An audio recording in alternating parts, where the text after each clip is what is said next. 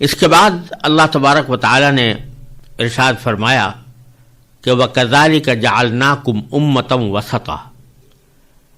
یعنی مسلمانوں سے خطاب کر کے فرمایا کہ اسی طرح تو ہم نے تم کو ایک معتدل امت بنایا ہے، لِتَكُونُوا شُهَدَاءَ عَلَى النَّاسِ، تاکہ تم دوسرے لوگوں پر گواہ بنو، وَيَكُونَ الرَّسُولُ عَلَيْكُمْ شَهِيدًا، اور رسول تم پر گواہ بنے۔ مطلب یہ ہے کہ جس طرح ہم نے اس آخری زمانے میں تمام دوسری جہتوں کو چھوڑ کر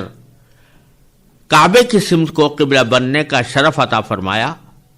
اور تمہیں اسے دل و جان سے قبول کرنے کی ہدایت دی، اسی طرح اے امت محمدیہ علی صاحب السلام،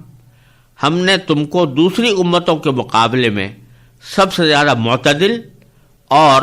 متوازن امت بنایا ہے۔ چنانچہ اس امت کی شریعت میں ایسے مناسب احکام رکھے گئے ہیں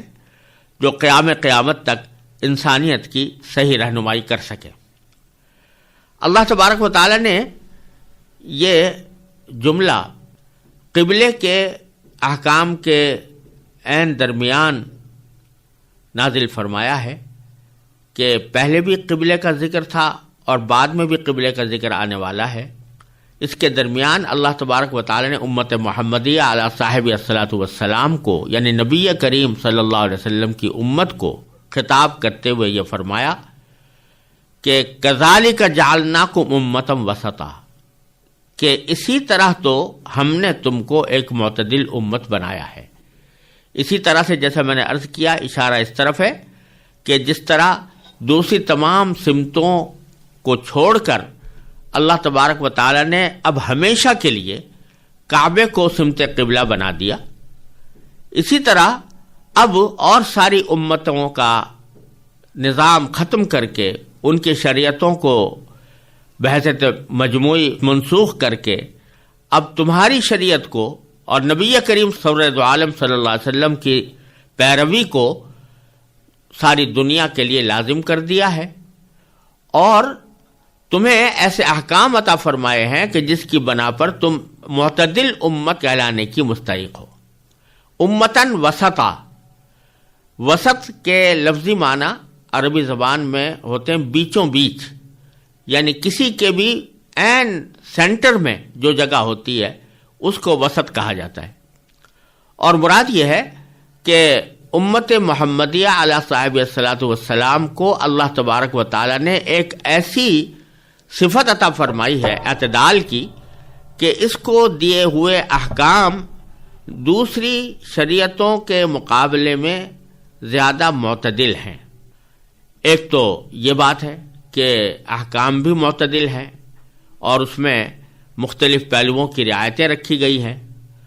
اور دوسری طرف یہ امت پچھلی دوسرے امتوں کے مقابلے میں اس لحاظ سے بھی معتدل ہے کہ پچھلے انبیاء کرام علیہم الصلوۃ والسلام کی امتوں میں بعض تو وہ تھے جنہوں نے اپنے پیغمبروں کی نہ صرف تکذیب کی بلکہ ان کی توہین بھی کی، بعض اوقات ان کو قتل کرنے تک کا ارتکاب کیا، جیسے کہ بنی اسرائیل میں ہوا۔ اور بعض لوگ وہ تھے کہ جنہوں نے اپنے پیغمبر کو حرمت اور تقدس میں اتنا بڑھایا، ان کی تعظیم اور تکریم کو اتنا زیادہ بڑھایا اور اس میں اتنا مبالغہ کیا کہ ان کو خدائی کے درجے تک پہنچا دیا۔ تو اے امت محمدی علیہ صاحب الصلاۃ والسلام، ہم نے تم کو ایک ایسی معتدل امت بنایا ہے کہ نہ جو افراط میں مبتلا ہے اور نہ تفریط میں مبتلا ہے، وہ اپنے پیغمبر کا ضروری احترام بھی پورا کرتی ہے، اپنے پیغمبر کو دل و جان سے عزیز رکھتی ہے، اپنے پیغمبر کے احکام پر دل و جان سے عمل کرتی ہے، لیکن خود اسی پیغمبر نے تمہیں کہہ دیا ہے کہ لا تطرونی کما اطرت النصارى، کہ ایسا میری تعریف میں اتنا مبالغہ نہ کرو کہ جیسا کہ نصرانیوں نے حضرت عیسیٰ علیہ السلام کی تعریف میں مبالغہ کر کے ان کو خدا بنا دیا تھا۔ تو تمہاری جو امت ہے وہ پچھلے لوگوں کے مقابلے میں ہر اعتبار سے معتدل ہے، اعتدال کے ساتھ چلنے والی ہے۔ اس میں جو احکام ہیں وہ بھی اتنے معتدل ہیں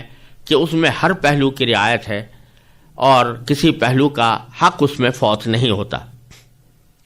پھر فرمایا کہ یہ قبلہ در حقیقت اس سے پہلے جن لوگوں نے بیت المقدس کو قبلہ بنایا تھا اور اللہ تعالیٰ کے حکم سے ہی بنایا تھا، تو وہ یہ سمجھ بیٹھے کہ قبلے کی سمت میں بذات خود کوئی تقدس ہے اور قبلے کی سمت میں بذات خود کوئی عظمت ہے، لہذا جب اللہ تعالیٰ کا حکم آیا کہ قبلہ بدل دو تو انہوں نے اعتراضات شروع کر دیے۔ لیکن ہم تم سے یہ قبلہ بدلوا کر تمہارا یہ طرز عمل ثابت کرنا چاہتے ہیں کہ تم اتنی معتدل امت ہو کہ جب حکم آئے گا تو اس وقت تو تم اس حکم کی تعمیل میں جس چیز کو بھی مقدس قرار دیا جائے گا اس کو مقدس قرار دو گے، اور جب اس حکم کو اللہ تعالیٰ کی طرف سے واپس لیا جائے گا، کوئی دوسرا حکم دیا جائے گا تو تم اس حکم کی پیروی کرو گے۔ نہ تو ان کی طرح ہوگے جو سمت کو بذات خود مقدس سمجھ بیٹھے ہیں، اور نہ ان کی طرح ہوگے جو اللہ تعالیٰ کے حکم کی نافرمانی کرتے ہوئے اللہ کے قبلے سے منہ موڑتے ہیں۔ اس لحاظ سے بھی تم ایک معتدل امت ہو، اور یہ اعتدال والی امت تمہیں ہم نے اس لیے بنایا ہے لِتَكُونُوا شُهَدَاءَ عَلَى النَّاسِ، تاکہ تم تمام انسانوں کے لیے گواہ بنو۔ تمام انسانوں کے لیے گواہ بننے کے دو معنی ہیں، ایک تو اس امت کا دنیا کے اندر دوسرے تمام انسانوں کے سامنے گواہ بننا، جس کا مطلب یہ ہے کہ یہ امت دوسرے تمام انسانوں کو ہدایت کا راستہ دکھانے کے لیے اور حق کی گواہی دینے کے لیے پیدا کی گئی ہے۔ جیسا کہ پچھلی جو امتیں ہوتی تھیں ان کو اپنی قوم کی حد تک ان کے احکام محدود ہوتے تھے، اور اگر کوئی دعوت ہے یا تبلیغ ہے یا تعلیم ہے تو وہ اپنی قوم کی حد تک محدود ہوتی تھی۔ لیکن چونکہ نبی کریم صلی اللہ علیہ وسلم پوری انسانیت کے لیے مبعوث ہوئے، کسی خاص قوم کے لیے نہیں، لہذا آپ کی امت کو بھی اس کام کے لیے مقرر فرمایا گیا کہ وہ دوسرے تمام انسانوں تک حق کا پیغام پہنچائیں اور حق کی گواہی دیں۔ تو دنیا کے اندر تو ان کے حق کی گواہی یہ ہے کہ وہ دنیا تک حق کا پیغام پہنچاتے ہیں، اور یہ قرآن کریم کی دوسری آیت سے بھی معلوم ہوتا ہے جس میں اللہ تبارک و تعالی نے فرمایا کہ کنتم خیر امت اخرجت للناس، کہ تم بہترین وہ امت ہو جو لوگوں کے فائدے کے واسطے پیدا کی گئی ہے، یعنی دوسرے لوگوں کو حق کا راستہ دکھانے کے لیے پیدا کی گئی ہے اور حق کے راستے کی طرف بلانے کے لیے پیدا کی گئی۔ تو دنیا کے اندر ان کی شہادت کا تو یہ مطلب ہے، اور آخرت میں بھی یہ دوسرے لوگوں کے لیے گواہ بنیں گے۔ اس کی تفصیل صحیح بخاری کی ایک حدیث میں یہ بیان ہوئی ہے کہ جب پچھلے انبیاء کی امتوں میں سے کافر لوگ صاف انکار کر دیں گے کہ ہمارے پاس کوئی نبی آیا ہی نہیں تھا، تو نبی کریم صلی اللہ علیہ وسلم کی امت کے لوگ انبیاء کرام کے حق میں گواہی دیں گے کہ انہوں نے رسالت کا حق ادا کرتے ہوئے اپنی اپنی امتوں کو پوری طرح اللہ تعالیٰ کا پیغام پہنچا دیا تھا، اور اگرچہ ہم خود اس پر موقع پر موجود نہیں تھے لیکن ہمارے نبی کریم محمد مصطفیٰ صلی اللہ علیہ وسلم نے وحی سے باخبر ہو کر ہم کو یہ بات بتلا دی تھی،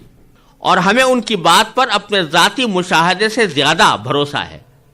دوسری طرف رسول کریم صلی اللہ علیہ وسلم اپنی امت کی اس بات کی تصدیق فرمائیں گے، چنانچہ فرمایا گیا کہ وَيَكُونَ الرَّسُولُ عَلَيْكُمْ شَهِيدًا، کہ رسول تمہارے اوپر گواہ بنے۔